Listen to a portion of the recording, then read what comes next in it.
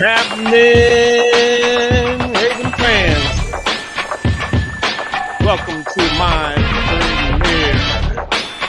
Yes, indeed, my premiere, my Baltimore Ravens podcast titled Ravens World. Needless to say, I will be dropping some of the hottest breaking news and, of course, giving you some insight like no other can. Unlike those boring Baltimore Ravens podcasters out there, I'm going to hit you with a little MIA flavor from down south. Yes, indeed. Who am I? Well, let's just say I'm the new jock on the Blizzard. One and only one. Raven Ruder.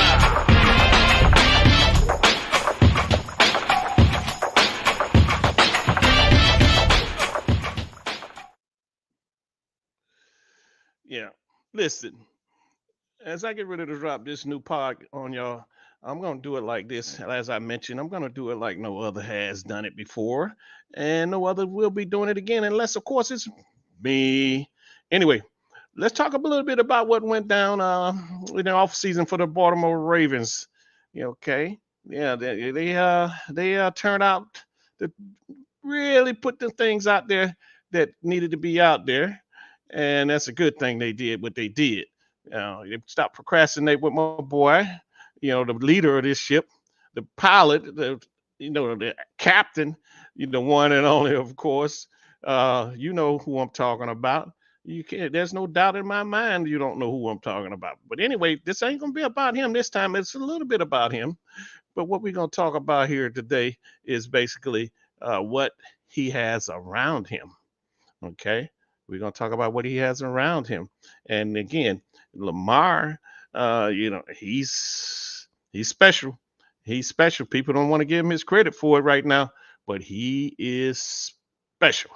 Okay, but anyway, right now I'm gonna tell you a little about the receiving core, as I mentioned to you about some of the things that they put around him uh, to help carry him through this all season here, which is a great thing. It's a great thing, and which really we really looking forward to Lamar going out there setting things off.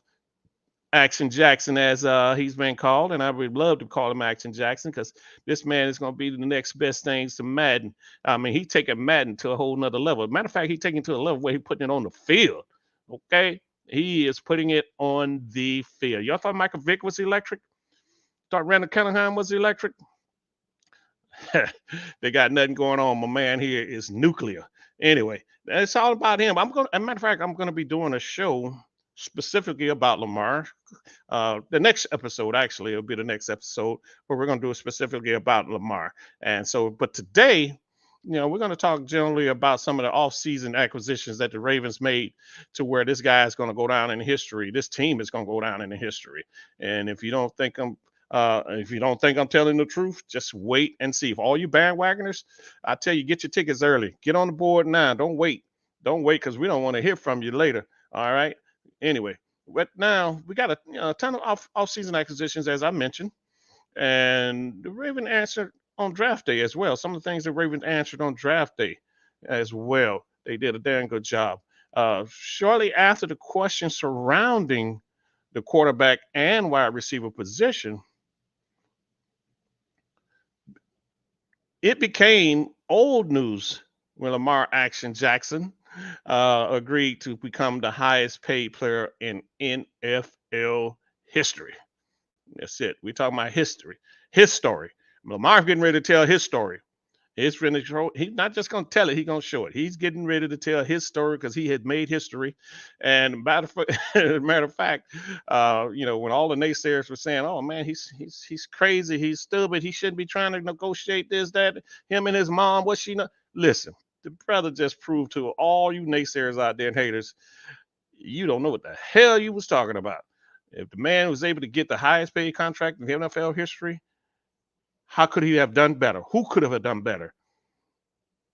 Saved himself $5, $6, $7 million, okay, and still came out on top. Anyway, he became the highest paid player in NFL history, actually surpassing the great Deshaun Watson. A lot of us thought about Deshaun and the money that Deshaun made, and the money, and the difference is Deshaun actually Actually, he got a long-term deal as well. But Deshaun money was guaranteed upfront money, guaranteed up front. Okay, on a long-term deal back in April when he signed it. Now Lamar overall on the long term, it's going to make more money than Deshaun, which is a great thing. But anyway, again, as I mentioned to you, we're going to talk a little bit more about what Lamar was actually helped out with when it comes to the Ravens. Okay, the Ravens actually stepped up and did what they needed to do, and obviously Lamar. And like I said, I'm not going to dive too deep into Lamar at this point because we definitely want to save some time to talk about the other players. But like I said, I'm going to do a special for Lamar next episode. So y'all make sure y'all lock it in and tune in. Okay, make sure you're locking in and tune in. And the new podcast is going to be called Ravens World. And it's all about the Ravens, all about this Super Bowl champions that they're about to become. Okay, the powerhouse team, a team of history. Yeah, I'm a homer when it comes to these cats and stuff. So don't expect me to be not biased because it ain't happening. Okay, now a couple of weeks prior to the team actually had already signed free agent OBJ. Y'all know who he is, right? A couple of weeks prior, they already signed OBJ and to a 1-year deal. Now, what basically people were saying was, hey man, look, they hadn't signed Lamar yet, but they said, look, the Ravens are kind of setting the table as an enticement to kind of draw Jackson back to the flock. Well, can you blame them? They had a master plan going on as well. They knew all the while they was gonna get that man the most money that in history, but they was trying to squeeze him to see if they can get less of the value that he was actually worth. But I'm glad him and his mom held out. Okay, and when they signed OBJ, there was an indication that people thought that they was just using him to let Jackson know that okay, we're serious about trying to put somebody around you. Okay, and I'm sure Lamar Jackson saw this. Yeah, I'm sure he was watching that out of the corner of his eye. Okay, and not only that, they didn't just go after OBJ. The Ravens made it a point to do some things, do some damages in the free agent market, and try to get some more moving pieces around Lamar. Okay, and they were able to do so. With the addition of Nelson Aguilar in late March. Now the Ravens had a bona fide receiver core. Now and of course, not to mention a top talent arm to throw to him. Now a lot of people, dismissed his arm. He can't throw the ball. He's not accurate. He can't think fast enough to. Man, please come on now. Those are you know what kind of haters those were. We don't even have to tell you they were full of NFL history when it comes to a black quarterback. But we're not going to take it down the racial divide at this point. But let's take a look at what some say can turn out to be lethal, the most lethal core receivers in the league. Now, in one of the earlier press conferences, Lamar said he wouldn't be surprised collectively if these guys had over 6,000 yards per year or this year coming up. He wouldn't be surprised if he had 6,000 receiving yards this year. That means if they got over 6,000 receiving, guess what? He's over 6,000 passing. Again, another NFL record. So anyway, a lot of people thought he was crazy. They thought he was crazy by saying that. But you know what? I didn't. I didn't think that at all. And with that being said, let's go ahead and talk about one of the receivers, and not necessarily in order of importance. But let's talk about some of that receiving core he got here. Okay, let's go here. First up, we got my man Devin Duvernay. Okay, Devin Duvernay. Now, Devin is standing about 5'11" at 200 pounds. He's coming in about 5'11", 200 pounds. He graduated out of Texas. And, of course, the Ravens took him in the third round. He was the 92nd pick in the third round. And Devin played decent last year. But, again, he wasn't what the Ravens needed to get Lamar over the hump, and they realized that. They realized that he's a good complementary piece, and so he's going to be going. He's going to be moving forward with the Ravens this year as a wide receiver, and they got some tough spots out there to become the top receivers on that team. Also, with that in mind, let's go ahead and talk about the what I think probably the number two receiver is going to be, and a lot of people may disagree with me on this, but again, Rashad Bateman. Okay, we got Rashad Bateman there coming in at the number two spot, for, far as I'm concerned. Now, Rashad Bateman is a returning vet again. You know, he played with the Ravens he, last year. He was doing actually doing pretty good. He was doing pretty good.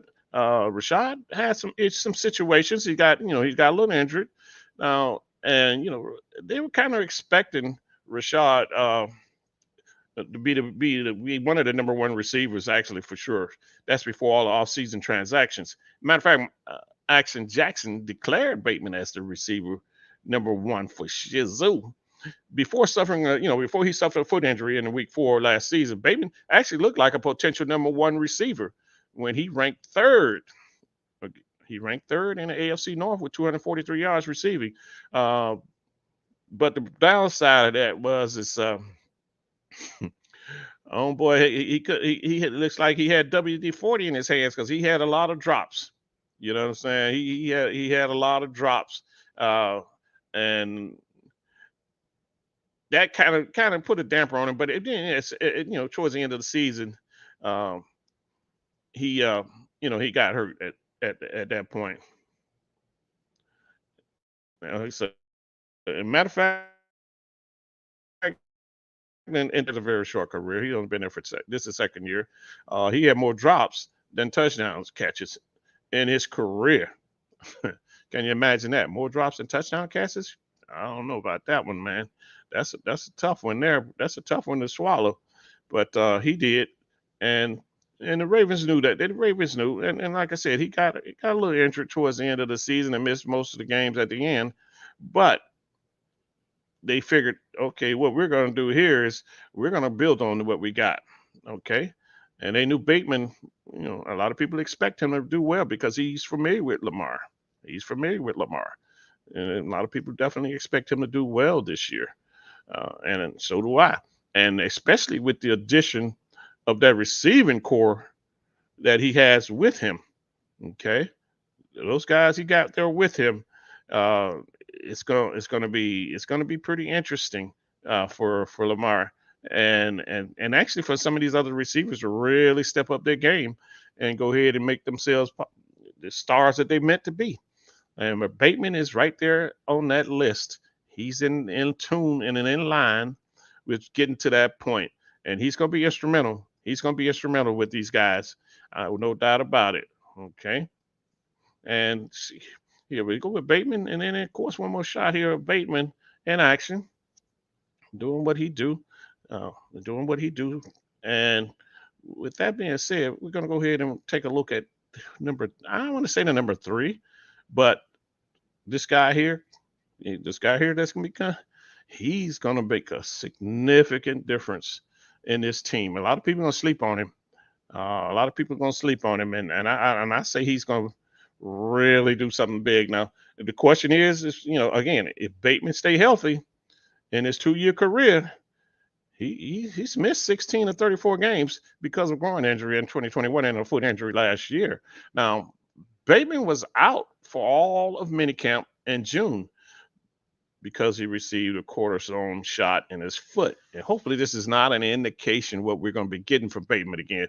If it is, it's going to be issues for him, and it may slide him back a little bit on that slot because he got some guys that can really put out for them as far as wide receivers. And I'll tell you about the other core as we go along now, because he should be set to participate in training camp, so they say. Now, the Ravens, really, really what the Ravens are saying about Bateman, they're saying he's gonna have a great season. And the bottom problem with that is, in order to have a great season, you gotta be there. You gotta be able to play. You know, Availability, as they say, is the best ability. But should he slip, next man up, you know how they do. Next man up mentality. Y'all know this guy. Okay. Nelson Aguilar. Nelson Aguilar. He's the next man up. Now, the people expect him to give Duvernay some competition for that number 4 spot. But I really think that me personally, I think that Aguilar is going to actually wind up in that 3rd spot.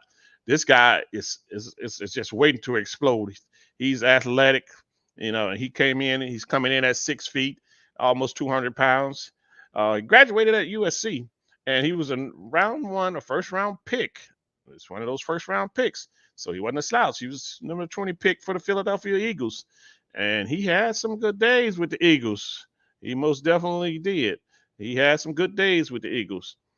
Okay. As I mentioned, acrobatic, speed, tall. He got the tools. And so it's just a matter of him blending in with Amar. And if Bateman if Bateman don't come through, if he gets hurt, you can look for Aguilar to slide in that number 3 position. Now, as one of the most productive, he's actually one of the most productive players in off-season workouts. So he's already showing that, okay, I'm ready. I'm gonna be ready. Now the question is, can Aguilar reverse his downward slide? A first round disappointment. Aguilar could put together a career year. Keep that in mind, in 2020. Now, when he had a career high 896 receiving yards with the Las Vegas Raiders, since then his catches kind of, in receiving yards and touchdowns have decreased in each of the past 2 seasons. Now, Harbaugh seems to think he's only got nothing but upside left. He's repeatedly brought up Aguilar's name when talking about the wide receivers, referring to him as an underrated signing. You know what that means? That means they got a gem on their hand and nobody's expecting it. Nobody's expecting it. And so you better be on the lookout. Aguilar is coming to play. He's coming to play. And I really think he's gonna shine. Boy, I think the fans are gonna fall in love with him. If you're a fantasy football player, you better get on him. You better get on him and stuff. I mean, use him as a reserve, but you want to get him on your slot because that team, and with Action Jackson throwing that rock, man, they finna light this thing up like a 4th of July in the middle of the summer. So make sure you jump on that. Now, next in line here, as far as these receivers are concerned, you're talking about that draft pick that they picked up. Okay, they're talking about that draft pick. That's Zay Williams. Excuse me. Listen to me, Zay Williams. Zay Flowers. We're talking Zay Flowers on this one here. Zay is it's going to be something to deal with. He's going to be something to deal with. No doubt about it. This guy, he coming in kind of, he's short, 5'10", 170 something pounds. But the guy is lightning quick. He is lightning quick. There's no way linebackers or even some DBs are going to be able to stay with him, especially when he started running out and up. There's no way. So look for this guy. He could end up being Jackson's number 1 top target. He was drafted in number 1 pick, not a number 1 pick, but a first round pick, at the number 22 spot, which opened a lot of people's eyes once again. And this is on the eve that they signed Jackson. Now, they think he's going to be the top target on the outside if Beckham and Bateman still have issues with injuries. Keep in mind that they've been known to get banged up a little bit. But the thing is they got depth. The Ravens have depth at that spot. So Flowers, that's he may be the rookie of the year. I may go out on a limb and say he's going to be the rookie of the year. How's that? Be on the lookout for Flowers. Now, the biggest question about him is, can he overcome a lack of size? At 5'9", he was the smallest player selected in the first round, along with the running back Jahmyr Gibbs, drafted by the Lions. Now, but the Ravens general manager Eric DeCosta downplayed the Flowers' size. They calling him a competitive, feisty player with a history of production over 5 years through college. And I don't disagree with him. I don't disagree with him. For those that want to chime in on his height, we'll take a look at this picture here. Who a lot of people think he's gonna remind the league of this guy right here, number 10. We know what he number 10 been doing. We know what he did to the league and still doing to the league. So a lot of people want to compare Flowers to number 10, and that's Tyreek Hill. And you know what? It might sound crazy. It might sound like I'm just a real true homer, but I tell you what, I think he's just as fast, if not faster than Tyreek Hill. I think he's just as fast, and if not faster than Tyreek Hill. Quickness. I think he got Tyreek beat on quickness. Now he's a little smaller than Tariq. Tariq probably body built a little bit tougher and strength wise, probably a little stronger. But remember, this kid is young. All right, he's young young. Okay, what I say he is 22 years old. Damn, he's just old enough to get in the bar, get in the club, and buy his own drinks. 22. Wow. Think how long he got around less than the league if he don't get injured. That's the key there for his size. But Flowers, Zay, a lot of people calling this cat the next. Actually, they call him the next Tyreek Hill. You know, they call him the next Tyreek Hill, and I won't be surprised if he set some things off the way Tyreek did and is. So be on the lookout. Be on the lookout for Zay. And Ken here too. Let me just show you a couple of more shots of Zay in action. There he is right there when he was at FSU. I mean, excuse me, not FSU, but Boston College, I think. Was it Boston College? Yeah. Okay, let's see here. Yep. Okay. So let's go ahead and take another look here, see what else we got going on with Zay. And just a few more highlights. And scratch here. 1B. There he is racing down the sideline. The defender looked back, looking at him and like, damn, this dude just ran past me, and he got open, and he is running. Okay, he's running like he's running from the man with a bunch of police dogs behind him. But anyway, he's moving. That's Zay Flowers. Okay, and a couple other quick shots of Zay. Let's see. Mm-hmm. And here with Zay again. Here we got with Zay again. And then, as I mentioned to you, uh, the Ravens are very, very, very high on this. And they talk about, when you watch his film, you see such an explosion on tape on a guy who can play inside and out. So he doesn't have to just run to the slot. He can get you out he can spread you out a little bit and run past you. He has, and they say he got great accelerations like a Ferrari. He can get up and get out of there. He's a playmaker with the ball in his hands as well. He got that yard after catch, the yak as they call it. He make big plays, and again, he can make plays being contested downfield. In other words, you can't just push him around and when the ball gets in the air, he can actually fight for that ball while it's in the air. So he's got the ability to do that. So that's that. This guy here is going to be something else for the Ravens, and y'all be on the lookout. Again, it's one of those guys you're going to have to put on your fantasy team if you don't. And listen, if it's up to me, I'm going to draft the whole offense. I don't care. I'm telling you, I'm taking the whole offense if I can get them.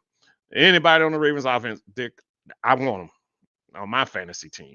So if you don't, you got problems, boy. You're gonna have problems for those people that do have them on their team. So okay.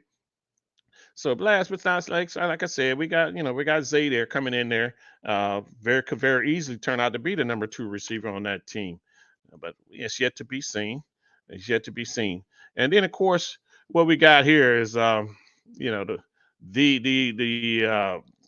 ultimate signing, the ultimate signing for the Raiders.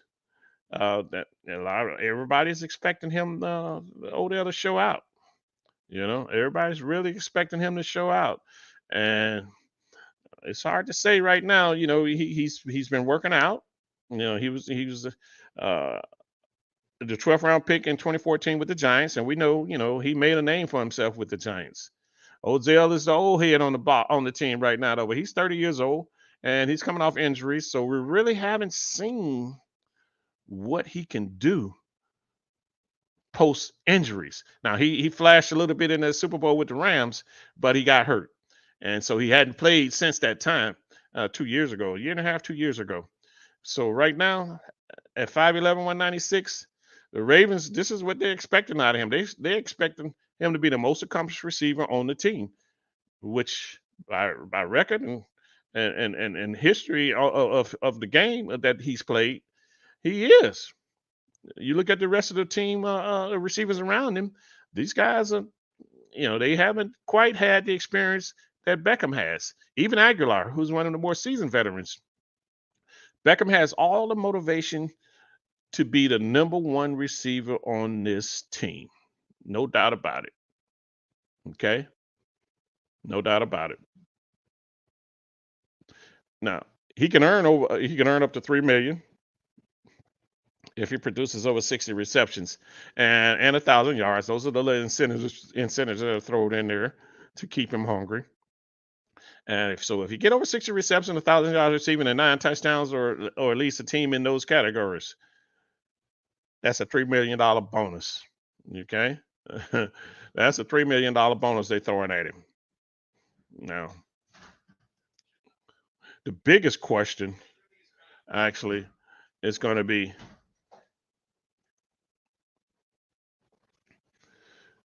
here. Well, one of the biggest questions will actually be, uh, what version of Beckman are the Ravens going to get?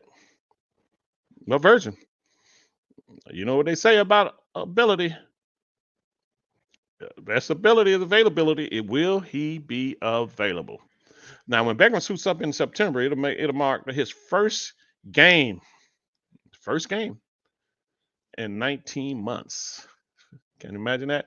Brother hadn't played a football game in 19 months, so it's going to be some adjustment that needs to be made there as far as game time responses and reactions. You got to play this game in order to be in game shape. You can't do it on practice field. You can't do it in spring training. You can't do it in off season. You got to be able to do it during the season when it counts. Okay. And that's the last time he played on the current offensive coordinator, Todd Monken.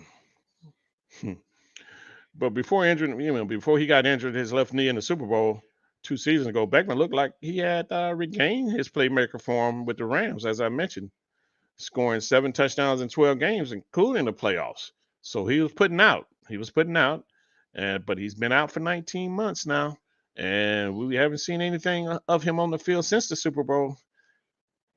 Let's see what he got in the tank. Let's see what he got left. Okay, and they expect him to always be kind of crafty, and he's always going to be able to find a way to separate from defenders. Says the OC, the offensive coordinator, Todd Monken. Now, but under Todd Monken, it's going to be interesting. But keep in mind, this is the guy right here. This is the guy right here that's going to be orchestrating all of that. Okay, he's the one that's going to be orchestrating everything. Mr. Jackson, Mr. Action Jackson, my MVP already for the Super Bowl. Yeah, I'm jumping all straight to the Super Bowl, to the AFC Championship game. Well, you know what? I don't even go as far as to say the league MVP. Yeah, that's what I'm gonna do. I'm going out there. Lamar Jackson, the league MVP, coming up. So a matter of fact, he's gonna make a clean sweep. And you heard it right first, right here with the one and only the Raven Rooter, right here on this Raven World Premier podcast.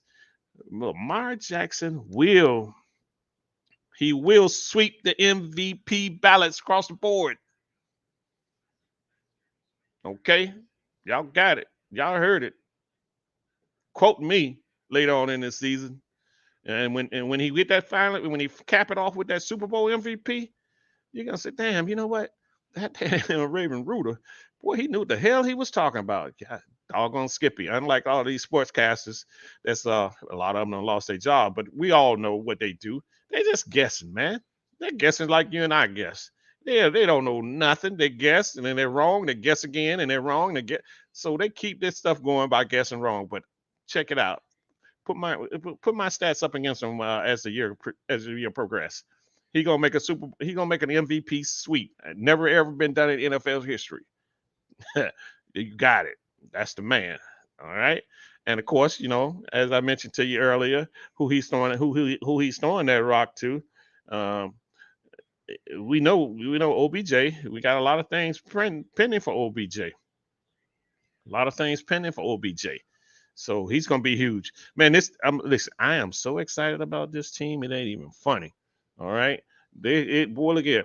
That offense is gonna run through teams like Xlex. Runs through if you take too much of it. Even if you don't take too much of it, like Xlex. For your old heads out there, you probably remember Castrol. He's gonna run. This team is gonna run through defenses like Castrol. For your young Jets, y'all don't know what castor oil is. Thank goodness you don't know, because that was one of your grandmama's favorite medicine to give you. Well, you run from that stuff, but that stuff it's like oil. And boy, look at it. It goes in and comes out like oil. But anyway, we don't want to go all into that. Okay, but you got OBJ getting ready to do his thing as well. All right, and the Ravens really, as I mentioned, they got this man throwing that rock to him. They got this man gonna be throwing that rock to him down the field, and teams don't want to recognize, but they're gonna have to recognize this Lamar action Jackson. Man, he finna go over the top. He finna go over the top. If you ain't on the wagon, as I mentioned, you need to get your butt on the wagon. You need to get on the wagon before we cover it up, so you can't get on it. And all you haters out there, oh man, y'all gonna have a miserable year when he start bumping y'all top quarterbacks for y'all teams. I'm talking about them boys from Cincinnati. The boys from even the Dolphins with Tua. But anyway, I ain't gonna beat up on Tua too much and stuff. But he got some issues, and he's really gonna have some issues this year, because I don't think he's gonna make it through the season. But I don't wish no bad luck on anybody and stuff, man. So, but Tua, if you happen to catch a hold of this, man, if the first hit you take and you ain't feeling right, retire. Get the hell out of football. You're done. Get out so you can be some good to your family and your kids.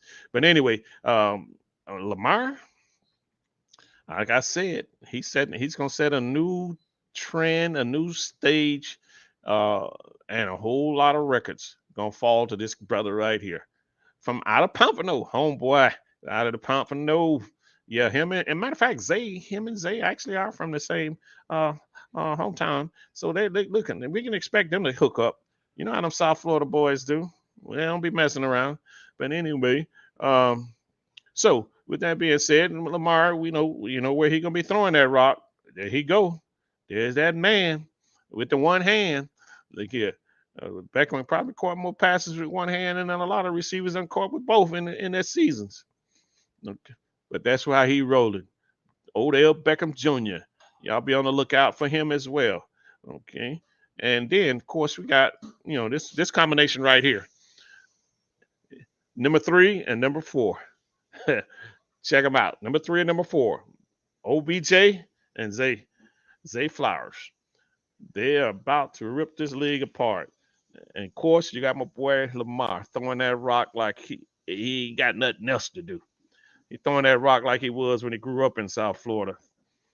That's what the boy do. And anyway, so with that being said, we got Odell Beckham. And of course, as I mentioned to you, the man behind the scenes that's going to be orchestrating all of this, that guy right there. Yeah, that guy right there. That guy right there. Be on the lookout. As I mentioned, That man, there's that man again. A lot of people gonna be seeing the back of his jersey as he, Lamar say he's not gonna run as much this year, but we're gonna see. Uh, don't sleep on him because if you think he's not, you're gonna be in for a big surprise when he running past you. Okay. So, but anyway, that's what we got going on right now with the receivers, and just to touch a little bit more on that. They talk about Odell being able to break away, and again under Todd Monken, the new coordinator, they expecting a lot out of this guy. Todd Monken is he actually expected to throw the ball more and spread teams out. Now, can you imagine him spreading these teams out? I tell you, Zay Flowers can spread them all out by himself. Now you got Odell, and like I said, don't sleep on Aguilar. Don't sleep on Aguilar. And then of course, if Bateman can stay healthy, man, look here. Lamar gonna find this so easy, but it's gonna be like low hanging fruit for him. And the biggest change though is gonna be the OC coordinator, Monken. Now, a lot of people know that Monken helped the Georgia Bulldogs win back-to-back national championships as their offensive coordinator. Now, his offense, check this out. His offense averaged 500 yards a game. Can you now think about that for a second? 500 yards a game. That's his offense averaged that while he was at Georgia. And of course, with all those yards, they had to score points. And what they did was score 40 points per game. Now you tell me if you could put up 40 points a game, you're not supposed to lose a game. You're not supposed to lose a game. And of course, Georgia did win back-to-back championships, so they did very well. And let's just imagine what Lamar's going to be able to do. It's getting scary, boy. It's going to get scary. 40 points a game in college. Now he got the best quarterback in the NFL, some of the best receivers as a core in the NFL. Man, this has been going to be a new era. Like I said, Lamar going to be the first one. I'm going on record. Y'all mark this down, record it, do whatever you got to do with it. He's going to be the first quarterback to sweep the MVP series. And I'm talking about MVP of the league, MVP of the AFC Championship game, MVP of the Super Bowl as they whack whoever it is across the head that's going to be in the Super Bowl. Now, keep that in mind. Now, the Ravens offense basically actually was no offense at that last year.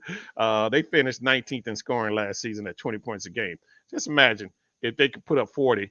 They'll go. If they put up 40 points a game, listen, the Miami Dolphins will look out for their undefeated season because if these cats can put up 40 points a game, their defense is more than adequate. If they put up 40 points a game, Miami Dolphins, Mercury Morris, Zonk, all y'all, Jim Kick, y'all stuff is over. Y'all won't be able to celebrate that no more. Okay. Now, according to Monken, this is his philosophy. It's you paid to move the football and score, and he's absolutely right. And that's a lot easier said, but it's a lot easier done with talented players. Now, he talked a little bit about cookie tastes better with sugar.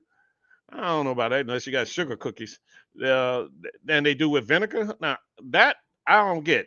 I don't get it. How he gonna compare cookies and vinegar? Man, please. That ain't flying. But again, the whole concept behind it, you surround yourself with sugar. And if you're surrounded with sugar, you're gonna have a bunch of ants coming with it. So be on the lookout for that as well. Now, with Lamar Jackson, the man himself, the myth, the legend, living legend at this point, with plenty of options that he has falling at his feet. We're about to find out if Odell Beckham Jr., Rashad Bateman, Zay Flowers, Nelson Aguilar, and who, again, is going to be my surprise dark horse, will become Lamar's favorite targets. Now, the Ravens training camp is about to get started, actually, in a week or so. In a week or so. If matter of fact, it may be started already, which means quarterback Action Jackson will soon figure out something very important about his fleet. And I call him a fleet. Okay. I call him a fleet. fleet of weapons.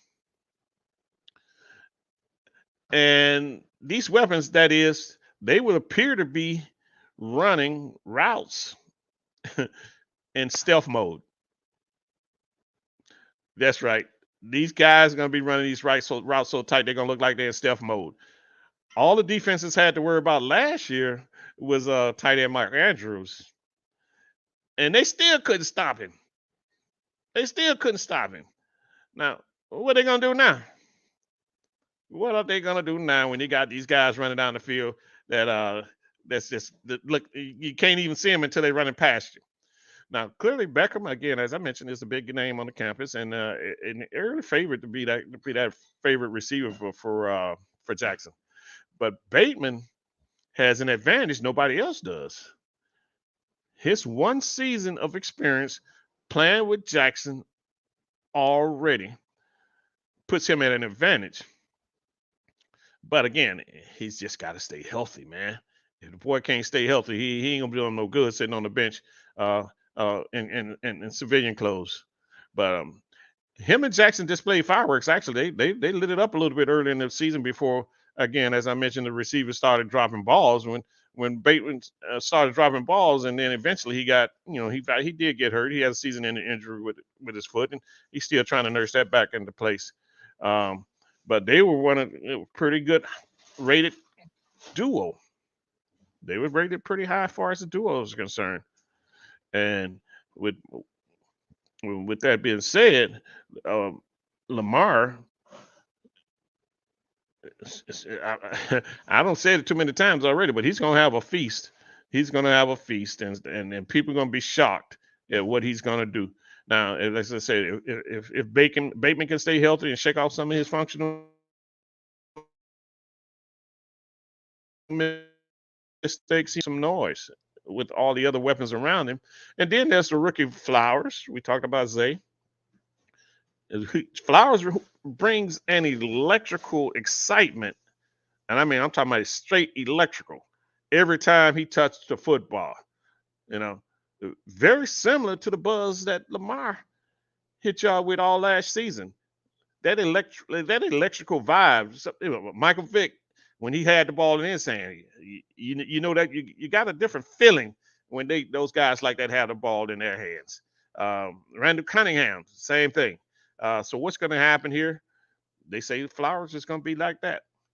I can't even imagine him bringing that same buzz that Lamar brings with. Lamar hit you with a buzz and electricity that you ain't never felt or heard before or seen before. Again, there's a whole lot of chatter going around about who's going to be number one with the Ravens. But let me get in your ear for a second, Lamar. Let me get in your ear for a second, Lamar. Let me tell you this: whomever is the number one opening in the, let me say that whoever is the first one open, whoever's the first one open amongst those receivers is the first one to get the ball. That's your number one receiver at that time. They look good on paper, but the games are played on the field. The games are played on the grass. Now, the haters don't think they can do it. They say Jackson has to find the guys he can trust, but Jackson, I say that's going to be easy part. That's going to be the easy part, actually. What you're going to trust is whoever is open. That's the bottom line. You're going to trust whoever is open. And believe me, somebody will be open. Let's not forget all he had last year, again, was Mark Andrews. And Mark Andrews is ripping people up. He's a tight end. He's half as fast as these guys that you can put on the field now. And he was more open. Mark Andrews was more open than a 7-Eleven last year. Okay? Imagine what it's going to be like when Lamar drop back. He's going to drop back, look up, and see three guys. Not one, not two, not three, not like LeBron, not four. But he's going to see three guys running down the field wide open. Running down the field like they're running from the law. Okay? Talk about low-hanging fruit.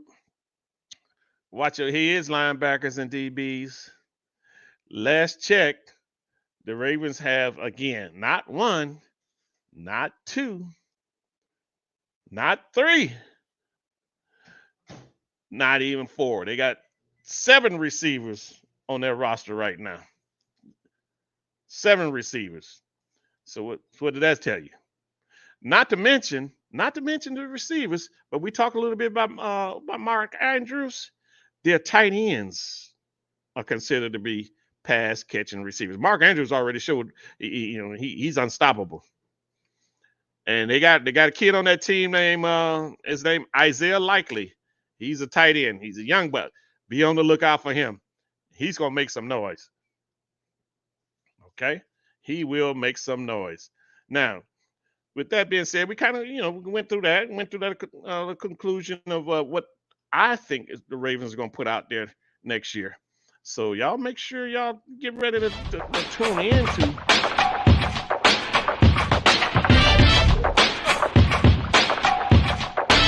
my world premiere is football. I hope you enjoyed the show. Make sure you subscribe. Give it a thumbs up.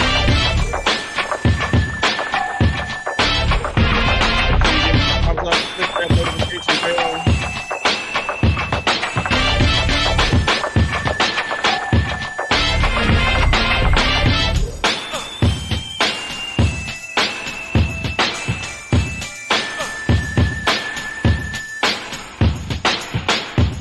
Click that notification bell, that way you'll know you'll be the first to know that the Raven Rooter is back on the air. You want to drop some comments? Go ahead and drop some comments. You see my website there. You see my podcast. You see my YouTube studio. Log in. Go ahead and drop some comments.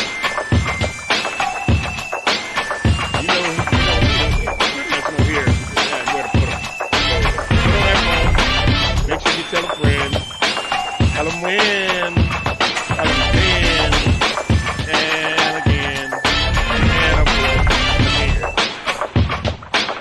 Tell them that the Raven Rooter has landed. Social media sites, be aware. This Raven virus will undoubtedly contaminate. Get the hell out of the way, Cowboy fans.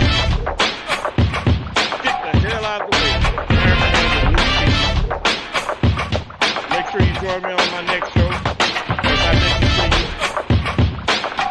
I'm going to do an exclusive to dive into the